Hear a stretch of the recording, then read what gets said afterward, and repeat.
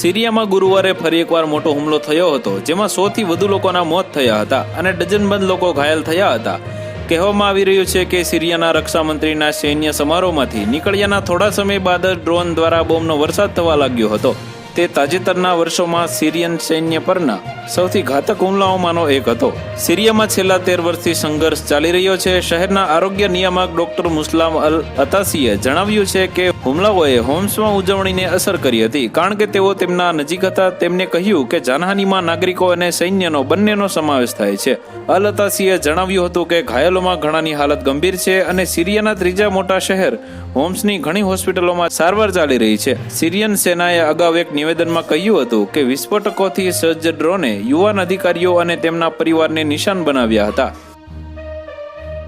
તો વધુ માહિતી મેળવવા માટે ચેનલ સાથે જોડાયેલા રહો. વિડીયો પસંદ આવે તો લાઈક કરી દેજો. ચેનલમાં નવા છો તો સબસ્ક્રાઇબ કરી દેજો.